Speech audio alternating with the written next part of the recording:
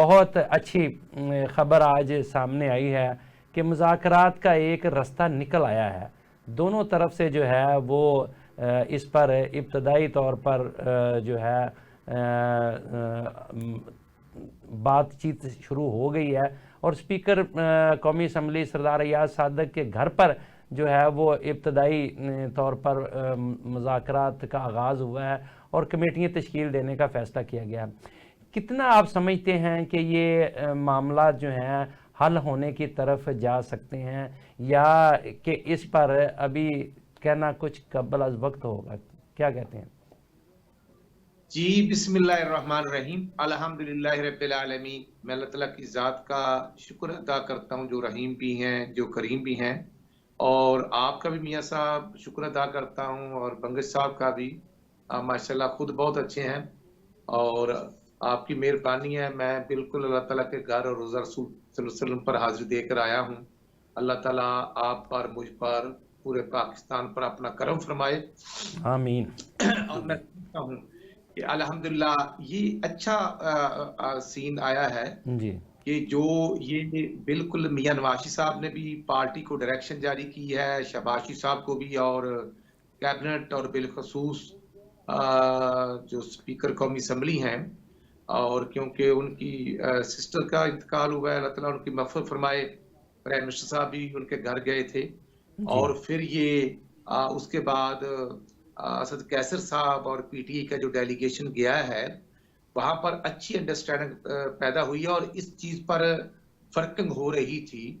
और क्योंकि हम समझते हैं कि हम सियासी लोग हैं, इख्तिलाफ राय होता है और वो आज नहीं शुरू से है, हर जगह पे होता है, घर में भी होता है, लेकिन अल्टीमेटली एक प्लेटफॉर्म जो होता है डायलॉग का, मियां हबीब साहब, वही असल हकाइक पर मबनी ही अंडरस्टैंडिंग के साथ जो बातचीत होती है वही नतीजा खेज होती है। जी आप क्योंकि मतलब आप और बंगश साहब खुद, मैं समझता हूँ कि आवाम की नब्ज को बड़े ऑन ग्रास रूट आप महसूस भी करते हैं कि हर चीज का जो प्यार मोहब्बत का तरीका है उसमें मैं समझता हूँ आपनियत भी होती है और फैसले अच्छे होते हैं।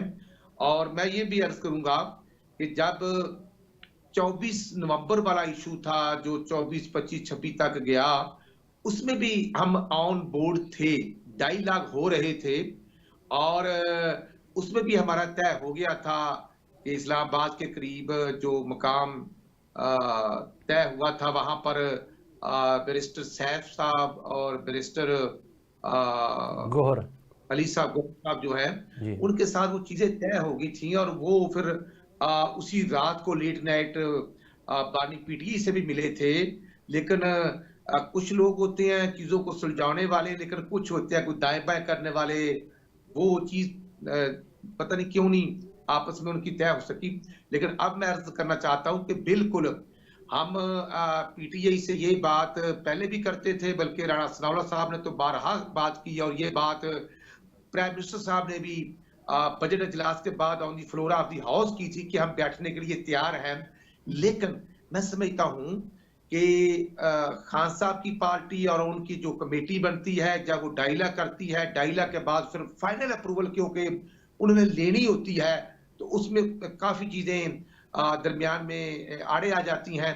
तो ये अच्छा शगुन है कि अल्हम्दुलिल्लाह आज की सिटिंग में ये तय हो चुका है कि कोई शरायत नहीं, डायलॉग होंगे, दोनों साइडों से होंगे और उसमें इंशाल्लाह विद इन फ्यू आवर्स, मेरा ख्याल 24 आवर्स, नाम दोनों साइडों से आ जाएंगे और जो नाम हमारी तरफ से आएंगे, जो नाम उनकी तरफ से आएंगे, वो आपस में बैठेंगे जी और तमाम पॉइंट्स पर डिस्कशन होगी। जी और मैं समझता हूं कि जिस तरह मियां साहब 26वीं अमेंडमेंट पर भी हम आपस में ऑन बोर्ड थे, उससे पहले जो पार्लियामेंट्री कमेटी थी जिसके खुर्शीद शाह साहब कन्वीनियर थे, जी तकरीबन 15-16 मीटिंग हुई, उसमें भी वो आते रहे, चीजें तय होती रही। राणा साहब बड़ी और अच्छी मेरा बात है, ये मेरी बात सुने। बात यह है कि देखें पार्लिमानी जमहूरी सिस्टम जो है ना उसमें तो हुकूमत और अपोजिशन जो है वो लाजम मलजूम है। वो मियाँ बीवी की तरह गाड़ी के दो पहिए हैं, उनके बगैर तो ये ढांचा जो है वो मुकम्मल ही नहीं हो सकता। तो जब अगर दोनों में से कोई एक जो है वो सिस्टम में नहीं आएगा तो उस वक्त तक तो सिस्टम नहीं चल सकता। और वाकई सिस्टम नहीं चल रहा था, आप जो मर्जी समझ लें, लेकिन ये अच्छी बात है कि पार्लियामेंट को तस्लीम किया गया है और पार्लियामेंट में जो है वो डायलॉग पार्लियामेंट के फोरम से ही होंगे। फ़ारूक बंगश साहब हमारे साथ मौजूद हैं, इनसे भी ज़रा इनको भी शरीक गुफ्तगू कर लें। जी फ़ारूक बंगश साहब, आपने कुछ दिन पहले भी बात की थी कि ये डायलॉग पार्लियामेंट के फोरम पर ही होने चाहिए, और फिर कल भी आपने बात की थी कि तहरीक इंसाफ को जो है वो डायलॉग या सिविल नाफरमानी दोनों में से एक रास्ता अपनाना पड़ेगा, और आज जो है वो माशाल्लाह डायलॉग की तरफ कदम बढ़ाया जा चुका है। क्या कहेंगे आप? बिस्मिल्लाहिर्रहमानिर्रहीम। मेरे साहब बात यह है कि जो पार्लियामेंट का फोरम है बड़ा मजबूत फोरम है जी, क्योंकि वहाँ पे अवामी नुमाइंदे बैठे होते हैं, जिम्मेदार लोग होते हैं और बड़े अच्छे अंदाज में बातचीत हो सकती है। जी जी, क्योंकि डायलॉग स्ट्रीट पे नहीं होते, बातचीत जो है वो गली कूचों में या लड़ाई झगड़े से तो होते नहीं है, सही, और वो उनको अख्तियार हासिल होता है। बातचीत का भी अवामी नुमाइंदे भी होते हैं, अवाम का भी एतमाद होता है और पार्टी का भी उन पर एतमाद होता है। तो इसलिए मैंने कहा था कि पार्लियामेंट जो है बेहतरीन फोरम है डायलॉग के लिए। ठीक। अच्छा, लेकिन हमारे यहाँ माजी में ये भी रवायत रही है कि बाला बाला भी चीज़ें तय हो जाती थीं, लेकिन अच्छी बात है कि ये जो है पार्लियामेंट में चीज़ें डिस्कस हो रही हैं और पार्लियामेंट के फोरम को इस्तेमाल किया जा रहा है। अच्छा, इसमें कामयाबी के कितने इम्कानात हैं बंगई साहब? मेरे साहब बात यह है कि कामयाबी के इम्कानात तो हर जगह होते हैं, लेकिन अगर संजीदा गुफ्तगू हो जाए, और मेरे ख्याल में क़यादतें जो है ना उनको अप्रूवल तो क़यादत तो नहीं देना होता है, आपको पता है। ठीक। तो क़यादतें भी थोड़ा बर्दाश्त से काम ले, क्योंकि वो जंग के बारे में एक कोटेशन है कि जी आप कोई बात को अगर किसी मसले को सुलझा सकते हैं मुज़ाकरात के ज़रिए, तो ये ज़रूरी नहीं है कि जंग के बाद आप मुज़ाकरात करें। मान लो मतलब है जहाँ की ज़ियाद से पहले आप यूं करें कि जंग से पहले करें बातचीत, ठीक, तो ये नहीं होगा, नुकसान नहीं होगा, ठीक, वरना हर जंग के बाद कोई ना कोई मुज़ाकरात, कोई अकॉर्ड साइन हो जाता है, ठीक। तो ये भी एक पॉलिटिकल वॉर है, तो इसको मेरे ख्याल में अगर आप आखिर एक दिन डायलॉग तो आपने करना है तो पहले करें तो बेहतर है, क्योंकि एक पार्लियामेंट का बिजनेस चलाने में आसानी होगी, मुल्क का फ़ायदा होगा, इकोनॉमी को हमने आगे लेके चलना है, कई मामलात हैं जिनको मजमूई तौर पर हुआ था, सारा सिस्टम स्टक हुआ था, अदम इस्तेकाम की वजह से बहुत नुकसान हमने उठा लिया। जी राना अरशद साहब, क्या जो पॉलिटिकल वार है ये वाइंड अप की तरफ जा रही है, क्या समझते हैं? मियां साहब, मैं समझता हूं बिल्कुल डायलॉग का रास्ता ही फैसला कौन होता है।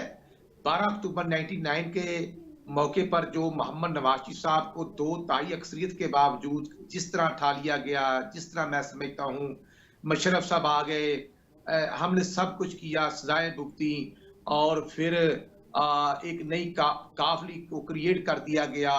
फिर 2002 से 2008 तक जो होता रहा, अल्टीमेटली डायलॉग ही हुए, और मैं समझता हूं कि उस दौरान हमने मसाके जमहूरियत भी किया, और पार्टी और हमारा जो आना जाना लगा हुआ था वो भी अल्टीमेटली डायलॉग के नतीजे में ही मसाके जमहूरियत हुआ था, और उसके नतीजे जो है वो मुल्क के लिए, अवाम के लिए बेहतर साबित हुए। तो आज भी माई पॉइंट इज कि बहुत से मामला अगर 26वीं अमेंडमेंट पर हम आपोजिशन पार्लियामानी कमेटी में फैसले करके, तो यकीन करेंगे 90% जो डिमांड, जो उनकी कंडीशन शराइत थी पीटीआई की, वो मौलाना फजलुर रहमान साहब के जरिए और हमारी उस मीटिंग के जरिए तस्लीम हुई हैं। अगर आप उनको आखिरकार पूछेंगे आमिर डोगर साहब को या गौहर साहब को, तो वो बताएंगे, लेकिन क्योंकि उनको अल्टीमेटली मखालफत ही करनी थी तो वो उस तरफ गए। लेकिन मैं समझता हूं कि आज सरदार अयाज सादिक साहब कस्टोडियन ऑफ दी हाउस भी हैं, लेकिन यकीन करेंगे कि वो हमारे गवर्नमेंट के एमएनए से ज्यादा टाइम अपोजिशन के मेंबरान को देते हैं, और उनका अच्छी एक अंडरस्टैंडिंग का रिश्ता भी है जी। और पार्लियामेंट ही असल फोरम की जगह है, और इंशाल्लाह सिविल नाफरमानी के नताइज अच्छे नहीं होते, चाहे हम उसको अडॉप्ट करें या कोई और करे। ये जो डायलॉग का तरीकेकार है, इससे बहुत से मामला जो हैं पीटीआई के भी बेहतर होंगे, अवाम के लिए भी बेहतर होगा। जो नेगेटिव मैसेज पास होता है, जैसे आपने खुद फरमाया कि गवर्नमेंट और अपोजिशन गाड़ी के दो पहिए हैं, और ताली तो फिर दोनों हाथों से बजती है। जी बिल्कुल। तो आज अगर हम पंजाब में जवाब दे हैं अवाम को, तो उसी तरह पीटीआई भी खैबर पख्तूनख्वा में थर्ड टाइम गवर्नमेंट में है। अल्टीमेटली आप देखें ना, मुझे दुख होता है, आपको दुख होता है बंगे साहब को, कि जो पारा चिनार में हो रहा है, जो डिस्ट्रिक्ट करम में हो रहा है, वो 150-200 लोग भी तो पाकिस्तानी है ना, जी जो बिल्कुल। अल्लाह को प्यारे हो चुके हैं, उनकी जानें जाया शहीद हो चुके हैं, वो वापस तो नहीं आ सकते। लेकिन इन चीजों को भी हमें देखना है। सही। और मैं समझता हूँ कि जिस तरह ख्वाजा पाकिस्तान के बहादुर बेटे आज भी 3 शहीद हुए हैं, तो वो अपना एक रोल प्ले करते हैं शुमाली वजीरिस्तान में हालात पुरअमन करने के लिए। तो वहां पर सूबाई गवर्नमेंट्स को भी अपना रोल प्ले करना चाहिए। और मैं स्पीकर साहब का और आजमगीर तारड़ साहब को भी क्रेडिट देता हूं कि जो प्राइम मिनिस्टर साहब ने और मियां नवाज साहब ने उनको अख्तियार दिया था, ड्यूटी लगाई थी, वो अल्टीमेटली मुज़ाकरात की टेबल पर बैठने की हद तक अपोजिशन और गवर्नमेंट तैयार हो चुके हैं। और इंशाल्लाह मियां साहब इसके बेहतर नतीजे जी चले इंशाल्लाह राणा साहब, हमारे